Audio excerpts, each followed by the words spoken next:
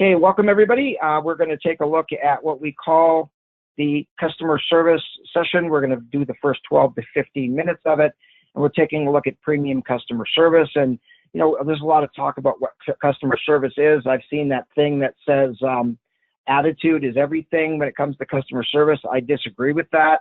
Attitude's important. There's no question about it, but attitude isn't everything. If you take the letters of the alphabet, I'm sure you've seen it where you take A, which is the first letter of the alphabet, and T, and it scores 100. So some people teach customer service and say attitude is 100% of everything. But we all know of where we went to a business and somebody's attitude was wonderful, but they couldn't do what we needed them to do. They couldn't get what we needed. They couldn't give us an answer. They didn't know what they were talking about, but they were so nice about it. We want people to be nice, yes, but we want them to be able to fix a problem or get something done. And I think we've all said to somebody, don't tell me what you can't do, tell me what you can do. I want to take a look at what I call the Bermuda Triangle. And the reason this came to me really so much this week, even though I wrote this quite some time ago, was when I was chatting this week with Tom. And here's Tom taking over a business eventually when your dad retires. And you're going to have to run 2 towing companies and a repair shop. Now, I know many sons that have taken over their dad's business, and for you, Carol, I've seen some daughters that have taken over their mother or father's business as well.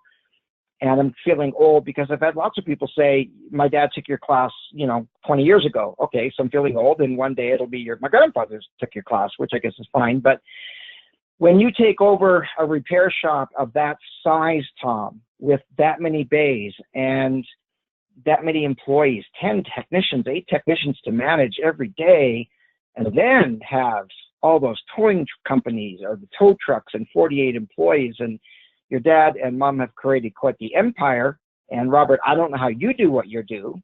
Like I said earlier, I'd love to see how, your heart rate is throughout the day. Your blood pressure must be just fuming some days. Mine would. I don't know what I do. I'd have to be medicated to do what you do. Let's just say that. Anyway, so I want to take a look at premium customer service and Bermuda Triangle. And again, what sparked this very much today when I wanted to add some training, and I do want to do about 15 minutes of training with every one of our group meetings and our service advisor meetings. I don't know if anybody's seen this before. If so, maybe only 1 or 2 of you. But the Bermuda Triangle, some of us are old enough to remember the movie. Tom, you're only 30 years old. You probably don't remember, but there was this problem in the Bermuda Triangle, and it was between Miami, Bermuda, and San Juan, Puerto Rico. And they made some movies about it, and ships would go into the Bermuda Triangle and disappear and never be found again. And planes would fly through there. And I remember the movie, and you see the people flying, and you think, don't do it, don't fly into the Bermuda Triangle. Well, it was a problem. It was some magnetic thing. I had a pilot explain it to me one time, didn't understand it, but he explained it. And the Bermuda Triangle had some kind of thing that would cause the whatever equipment on the plane to mess up and the ships. And it's solved now because of GPS. GPS has solved that problem because it doesn't use the same technology that it used to. So the Bermuda Triangle, although it still exists, is not the issue that it used to be. But I think what we have is what we call the Automotive Repair Shops Bermuda Triangle, where we have 3 sides and a triangle in the middle. And I think every single person on this phone, and me having been an advisor years ago for 3 years, can certainly relate to it. So in a class, I will ask people, and you can follow it along on the screen or in your notes, there are 4 human contacts in the automotive industry. There's the shop owner, the owner or the manager of the shop, which sometimes is the same person. Sometimes there's an owner and a manager separately, but most people on this call are the owner and the manager. And then we've got the customers that, of course, we have to deal with, and the service advisors and the technicians.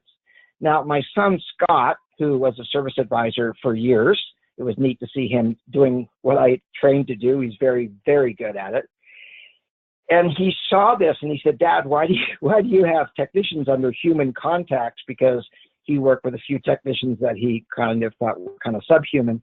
And I knew what he meant. I knew one of the techs that worked there. I don't know if you've ever met a tech with an attitude, but this guy had a bad attitude. And Scott would come home some days in tears because this guy would yell at him and swear at him. he was flat rate, and he said you undersold that job, and I should have got 2.2 more, and you used all data instead of Mitchell, and Mitchell says less than all data. And he was almost running the place. And I thought, Scott, you don't have to put up with that. You don't have to put up with this guy throwing tools and swearing. And I think everybody's seen those kind of people before. Anyway, there are 4 contacts. There's the owner manager, there's the customer, there's the advisor, and the technicians. But there's a triangle that has 3 sides and 1 place in the middle. So the question is, in a repair shop, who's in the middle? Malcolm, who's in the middle? And who's on the outside of the triangle. Now, if this was a live group, and by the way, I never thought I'd like doing this. I thought I love the classroom. I love to be in the classroom. Bob O'Connor, when he was training me, said you get jazzed in the classroom. You like the juice, he called it.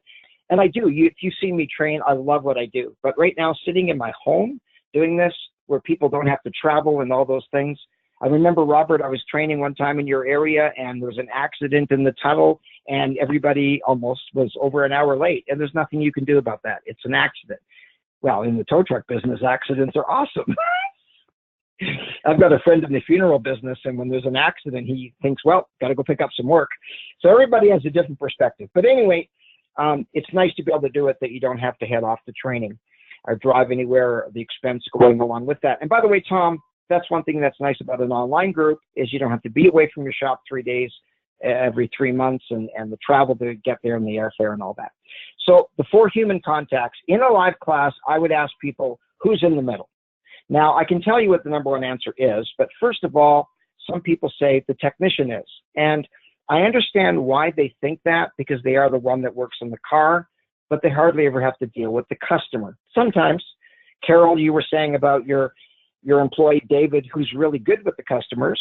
Now, sometimes that hurts because they could be too social, and the next thing you know, they should be on the next car, and they're still talking to the previous customer. And there are some technicians out there that are so social that maybe they should be service advisors. I've had some shop owners that feel like they're in the middle, and I understand why as well.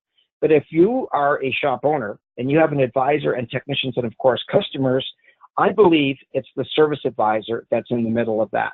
So if in your notes, if I could get you please to work with me with this, whether you agree or disagree. And by the way, the number 1 answer is service advisor. People believe that the service advisor is in the middle of the triangle.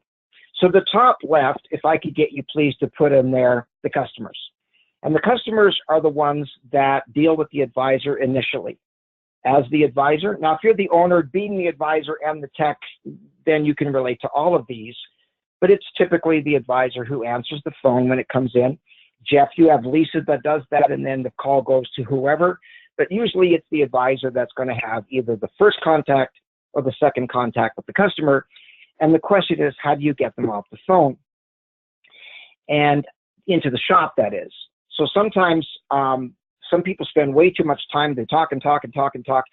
Some of you know that my cell phone completely died super early yesterday morning, like at about 5:30. And I'm panicking and think, oh my God, your phone is not just a phone anymore. It's all these things. And I had this meeting with Debbie and I'm trying to do some other stuff. And I went to get a cell phone and they didn't have the one I wanted, which is the same one I had because I just bought the case and all the stuff that goes along with that. So I go to Staples. I said, that's the phone I want because I just bought the stuff last week. Oh, we're sold out of it. Okay, I'll take the one that's 5.5 inches. Okay, just a second. Oh, no, it's broken. We can't sell it. Okay, so what about this one? So I asked him about the BlackBerry, and the guy's talking above my head. He's going about this and that and the other thing. Somebody on this phone told me that one of their advisors, when somebody asked them what time it is, they're telling them how to build a watch instead. And we can all relate to that.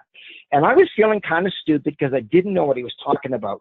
I understood the word technology and I understood the word advancements, but some of the stuff he was talking about. I said, the bottom line is what is good about this phone. He said that the components are twice as good as any other phone out there. Sold. I said sold. It's a better phone. That's all I really needed to know. And now I completely love it. Today I went on Amazon and ordered the right things for it. The point is that we need to communicate to the customer so they don't feel stupid. And I find a lot of people, some technicians, because they're so good at what they do, don't have patience with people's stupidity. But there's a difference between stupidity and ignorance. Ignorance is you don't know. You simply don't know. If somebody's a doctor and they're telling you what they do and you don't understand, that doesn't make you stupid.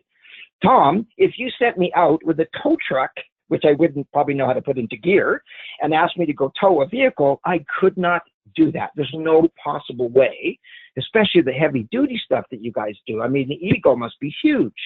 That doesn't make me stupid because I don't know that.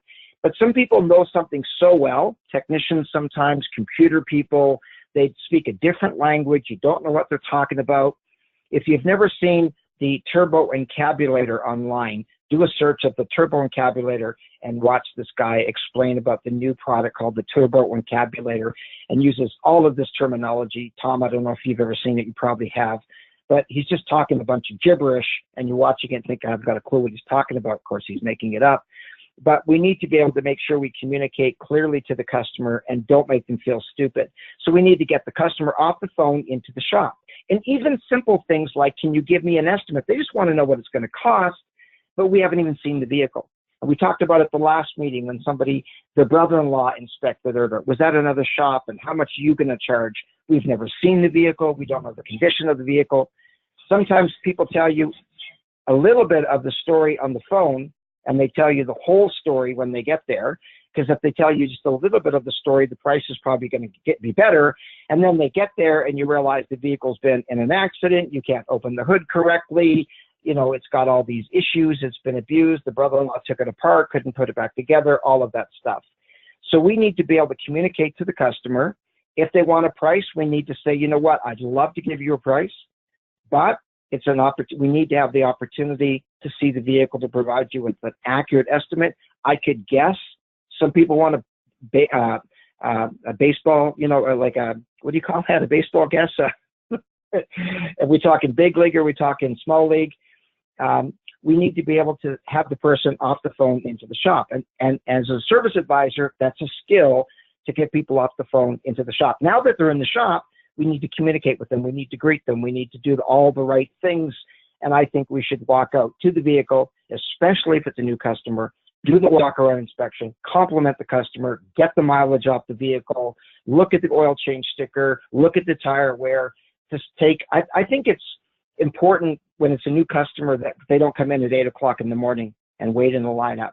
So you know what, you're a new customer, I'd love to spend some extra time with you. Are you available to come in at around 10 o'clock if you don't have other people? And I call it an interview where you sit down with the customer, talk about the vehicle. How much did they drive? How long did they plan to keep the vehicle? Walk out to the vehicle, get the information about the vehicle. So you as a service advisor, it's your responsibility to get the customer off the phone into the shop and to deal with the customer initially in the morning or when they drop off the vehicle. Then in turn, you as an advisor have to communicate that to the top right, which is the technician. And it's your responsibility to communicate correctly to the tech. And I would love to know how many problems every day in North America are caused because of a lack of communication between the customer, the advisor, the tech, the advisor, and the customer. And I could tell you my own stories of a customer dropping off a vehicle and somehow the communication didn't go well between the advisor and the technician misunderstood something. And so that's why I like forms that the customer fills in. Tony, it comes to mind that guy wanted an estimate. You asked him to fill in the form. He got upset with that because why should he fill in the form? Well, it's designed to save Tony time and save you money. And it's your job as a service advisor to explain the why behind the what. And we all know with kids, they go, but why, but why, but why, but why? It's our responsibility to make sure that we explain the why to the customer. So you as an advisor have to get the customer off the phone into the shop, communicate that information to the tech. The tech in turn has to communicate that information back to the advisor. And some things can go wrong there. Some techs, you can't read their handwriting. Some of them write stories. There's too much detail. Some use so many abbreviated words, you don't know what they're talking about. And you have to go back and say, what did you mean here? And that's why tablets work really well. Carol, I'm impressed to see that you're using the tablets, and it's still, communication from the customer to the advisor to the tech, but at least it's done in writing. And I think too many shops still rely on too much verbal communication between the customer, the advisor, the tech, from the tech back to the advisor, back to the customer. So now it's your job as the service advisor to get back to the customer in a timely manner and give them the information without going into too much detail, but you have to sell it. And that's the difference mainly, Phil, with you back on the counter, I've watched you, sir. You're a brilliant salesperson. And not only are you brilliant, and maybe it's because you're so natural, but I've watched what you do, and it's almost like you're not even asking them to buy something, and they say yes. And that is a skill. Not everybody has that skill. I've seen some people who are horrible salespeople. In fact, I think good salespeople are few and far between.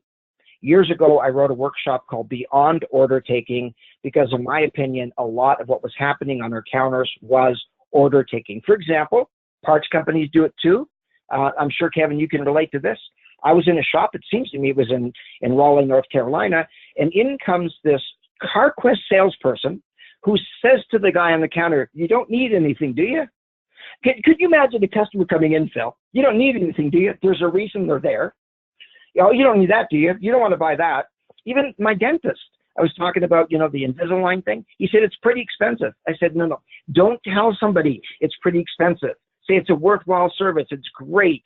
You need to learn how to sell, not talk people out of sales. Like, you'd be crazy to buy this thing. Anyway, back to this. On the bottom, we're going to put the owner.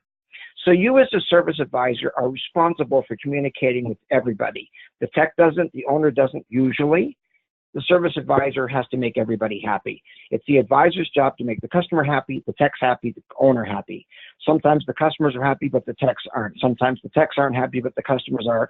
Sometimes the owner's not happy because the GP's not there, but the customer's happy because the price was better. And sometimes we say to our advisor, whatever you need to do to make the sale work, whatever you need to do, give away the discount or whatever it is. So it's called the Bermuda Triangle. And I think it's important that we share this information with our advisors. In the case of you, Tom, when you have a chance to spend some time with your advisors, you've got the notes. You can print off as many copies as you'd like. And then say to the advisors, what can we do as shop owners and managers to help you to relieve this to the best of our ability? What are the things that we can do? One of the things that I've heard advisors say is what happens when they tell the customer something. The customer wants to talk to the owner.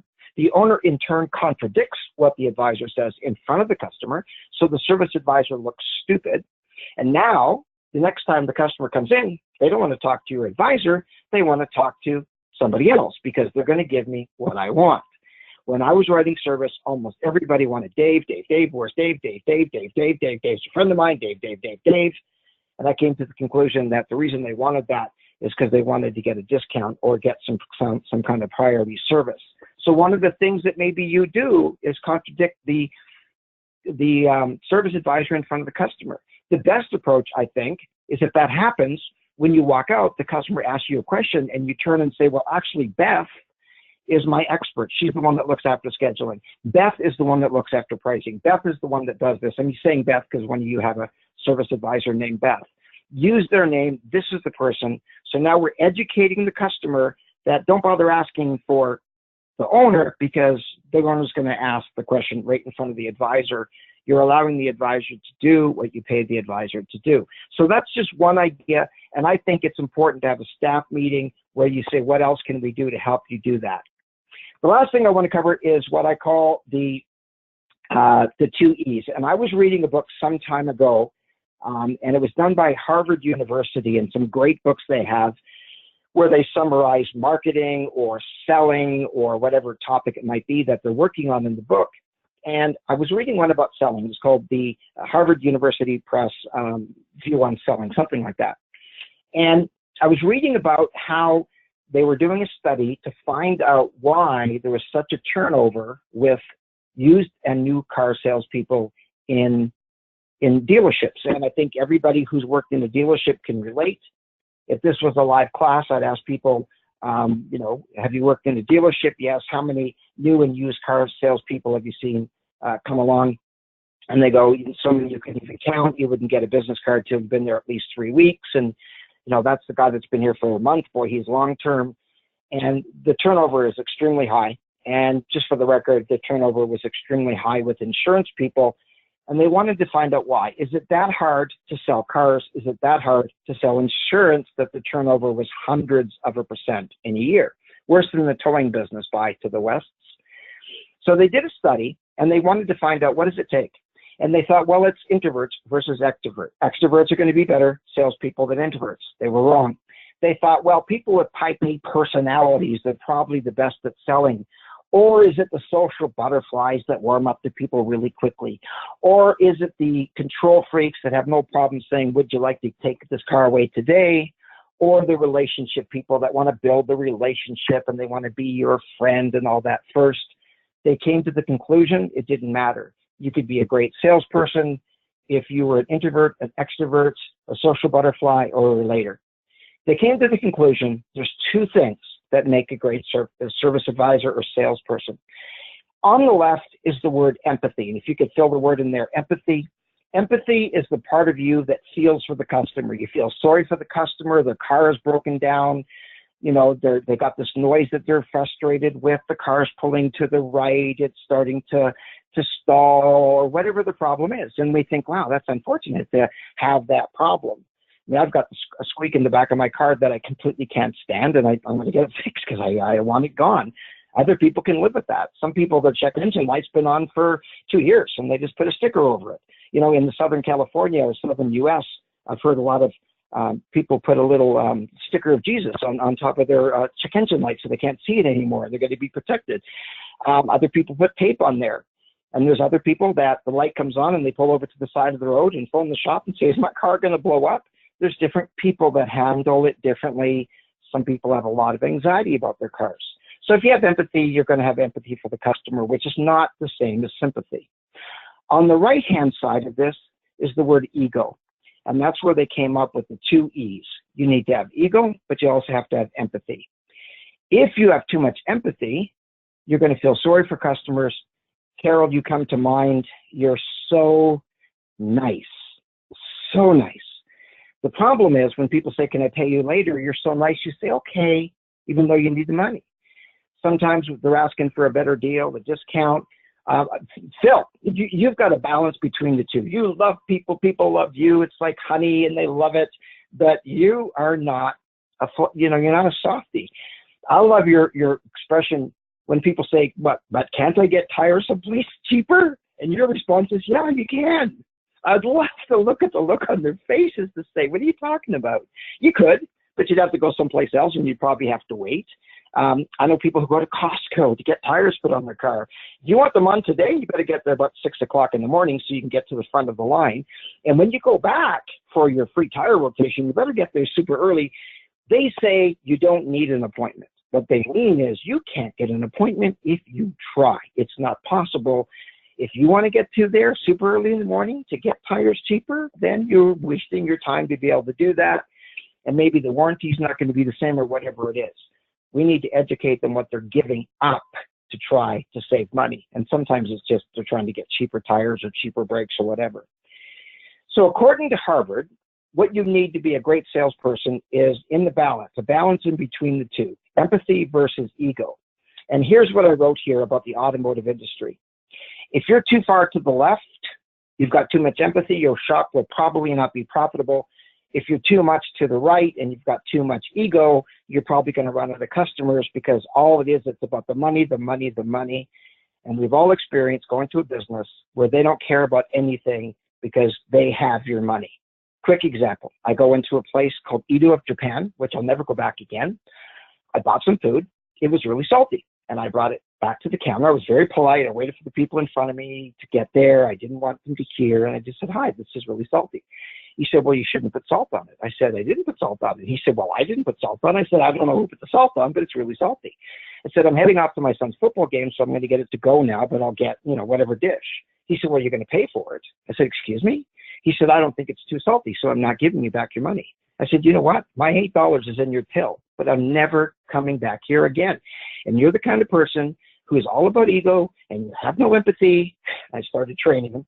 And I said, you know what?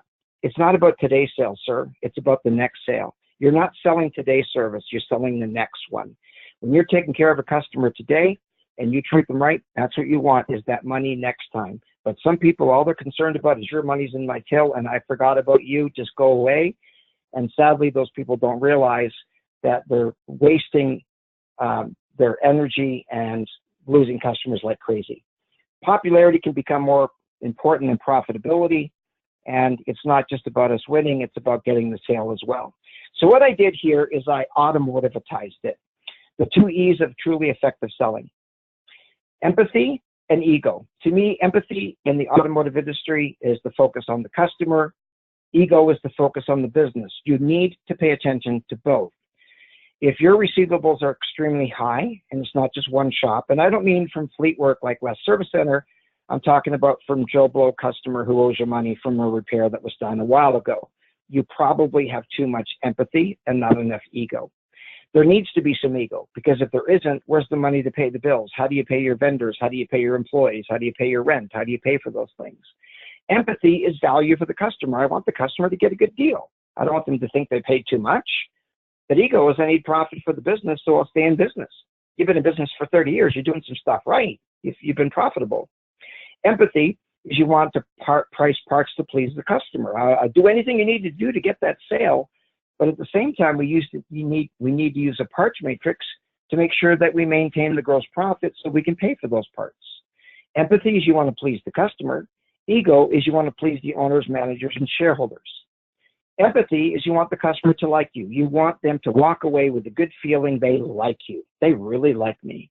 But as a service advisor, you need to make sure the boss is pleased with you too. So when they're looking at the reports at the end of the month, they say, but your GP on your parts is only 32%. What happened? Or your labor GP is upside down, or your labor to parts ratio, the KPIs are off. Empathy is serving the customers, and ego is doing what you were trained and hired to do. So let's do this. We'll end it with this. Back to this page with the line. Let's say, for illustration purposes, this wasn't part of the book, it's something I added, is on the left-hand side is a 1. So if you're all empathy, it's all about being nice to people and pleasing people, and you have a hard time selling to people, you don't feel comfortable asking for their money, you don't feel comfortable telling them they need more work done, they came in for an oil change, yes, they need more work, but I don't want to tell them that, and they won't like me, and they'll think I'm lying to them, and somebody told me before they thought I was ripping them off, and I don't want to deal with that kind of stress. So if you're all on the left, all heart, then you would give yourself a 1. If you're on the other side of that, which is the ego, then you would give yourself a 10. So I would like you to just be honest with yourself and draw a line where you would say you are in this chart. Are you a 1, a 3, still on the empathy side? Are you smack dab in the middle? Phil, I think you're one of those people that's smack dab in the middle. You want to make money and you want to please customers. Both are important to you. If it's all about money, then you're going to eventually run out of customers. Now, I'll start this off in saying I'm a recovering 2. Empathy, empathy, empathy, empathy, empathy. When I had my starting a business workshop, I wanted to give people deals. I would have people come to sign up for the class, and they'd say, well, my wife is coming. Okay, well, can't she come in and sit in with me? And I'd say, sure, we'd love to have your wife. And even though I'm paying for her coffee and lunch and snacks and stuff. But when I had my service advisor, so to speak, and I had people doing the registrations for me, I would watch what they would do. And one of her name is, it'll come to me. And somebody said, but can my wife sit in? She said, yes, but it's $89 per person. It's like the movie theater if you think about it. And could you imagine if you went to a movie theater and said, can my wife come in, or can my girlfriend come in, or my boyfriend come in, and just sit on my knee and pay for 1 ticket? Try that with an airline. Say, well, this is my wife, and she's going to sit on my knee for the entire flight. If you're under 2 or whatever, you have to have your own seat and you have to pay. But with me, I had a hard time saying that. And I'd appreciate it when they would do that. Even on the phone, people would say, can my spouse come for free, or my partner come for free? And the answer is, it's that price per person, just like a movie theater. And I just wasn't good at it. Now, over the years, I've learned when you run into cash flow problems or whatever, then you start to realize that, hey, this is a business.